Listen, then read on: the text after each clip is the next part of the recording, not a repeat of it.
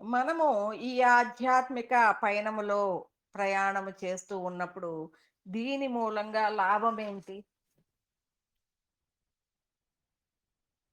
ఎప్పుడైతే అనేక విషయాలని తెలుసుకుంటూ ఉంటామో, మనకి తెలియకుండా స్ఫురణాత్మకంగా లోపల నుంచి మనము విశ్వ హృదయ స్థితి అనేది కనెక్టివిటీ అయ్యి, ఆ శృతిగా అనేక విషయాలు శృతిగా మనకి డైరెక్ట్ స్ఫురణాత్మకంగా అందుతాయి. మన ఈ ప్రయాణంలో ఈ సృష్టి స్థితి లయాత్మకమైన విన్యాసంలో మనకి ఈ దేహం వదిలిపోయిన తర్వాత మనకి ఈ మెదడు ఈ దేహము ఇవన్నీ ఏమీ ఉండవు కదా. కనుక కనుక మనకి సహస్రారమే ఇదవుతుంది అంటే ఆ విశ్వవ్యాపకమైన ఆ జ్ఞానాన్ని మనకి షట్చక్రాలు అనేది మన సూక్ష్మ దేహంలో కూడా ఉంటాయి కాబట్టి అవి అనుసంధానమైన స్థితిలోనే ఉంటాది కాబట్టి, ఈ సృష్టి స్థితి లయాత్మకమైన ఈ విన్యాసములో మన స్వరూపములో ఈ జ్ఞాన ప్రకాశము అనేది లయమై ఉంటుంది. మన స్వరూపములో మన ప్రకాశము అనేది మనము ఆ విన్యాసాన్ని సూక్ష్మమైన విన్యాసాన్ని అవగాహన చేసుకొని ప్రయాణం చేసే స్థితిలో మనము ప్రతి విషయాన్ని కూడా మన శృతి పదం అంటే ఎలా ఉంది? మహాకారణంలో ఉన్న పరిపూర్ణమైన అవగాహనలే మనమే శృతిగా అయిపోయాం. ఎందుకు అంటే అనేక హృదయాలతో లయమైన మనమే శృతిగా అయిపోయాం. మహాకారణంలో పరిపూర్ణమైన స్థితిగతులలో ఉన్న మనము శృతిగా అయిపోయాం. ఆ శృతిగా ఉన్న ఆ జ్ఞానమంతా గూడా మన స్మృతి పదంలోకి ఉంటుంది. అంటే ఆ స్మృతి పదంలో ఏముంటుంది? మనము శృతిగా ఎన్ని స్వరూపాలతో లయమైన జ్ఞానమయంగా ఉన్నామో, ఆ గురువులందరూ గూడా మనలో నిక్షిప్తాంశముగా మన స్మృతి పదములో ఉంటారు. నిక్షిప్తాంశముగా అన్నాం. ఎప్పుడైతే మనలో నిక్షిప్తాంశముగా ఉన్న ఆ గురువులు అనేది ఎప్పుడైతే మనకి అవసరమవుతుందో దాని మీద దృష్టి పెడితే ఆ జ్ఞానము ఎన్లైట్ అవుతుంది. దాన్ని స్ఫురణగా ప్రకటితం చేస్తూ ఉంటాం.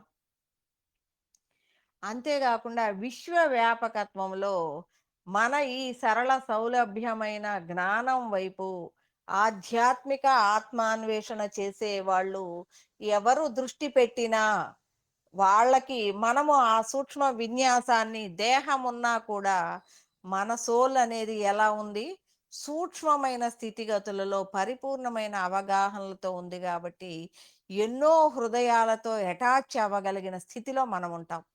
వాళ్ళ దృష్టి ఎప్పుడైతే వాళ్ళ స్పందన ఆత్మ విన్యాసం వైపు పెడతారో మనము విశ్వవ్యాపకంగా మన దృష్టి ఉంది కాబట్టి అది స్పందించగానే మనం ప్రతిస్పందనాత్మకంగా వాళ్ళల్లో నుంచి స్ఫురణ ద్వారా మనము ప్రకటితం చేస్తాం. వాళ్ళలో స్మృతి పదములో నుంచి ఆ జ్ఞానాన్ని స్ఫురణ ద్వారా వాళ్ళలో నుంచి స్ఫురణ ద్వారా ప్రకటితము చేయగలిగిన శక్తి సామర్థ్యాలు మనలో ఉంటాయన్నమాట.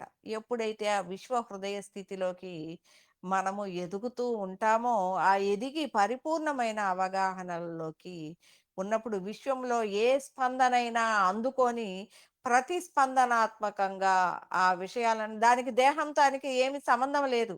దేహము అనేది దేహానికి ఏమీ తెలియదు. కానీ స్వరూప స్థితిలో అది యాక్టివ్ అవుతూ తన పని తాను చేస్తూనే ఉంటుంది.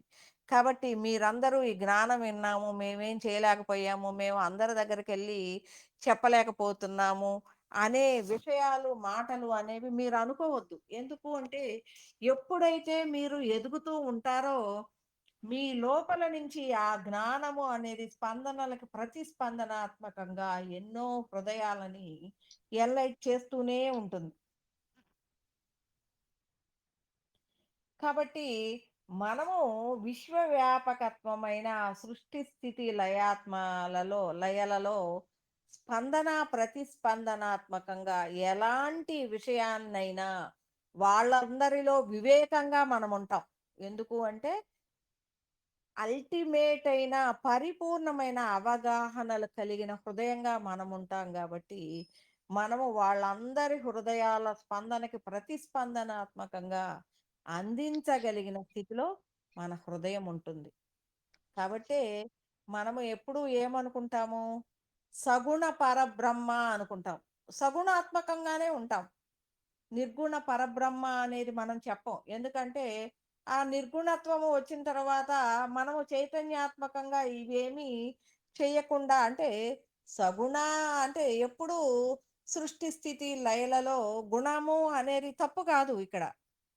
గుణము అనేది విన్యాసము. గుణాలు అనేది విన్యాసాలు. గుణాలు లేకుండా జీవన విధానము అనేది ఉండదు.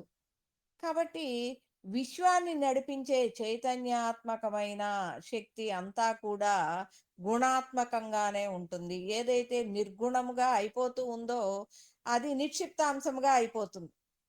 అది కదలని స్థితిలోకి అవుతుంది. ఎప్పుడైతే మరలా అది చైతన్యం అవుతుందో అది మరలా దీన్ని నడిపిస్తూ ఉంటుంది. అలా నిక్షిప్తము మనలో ఇది, అది 2 ఉంటాయి.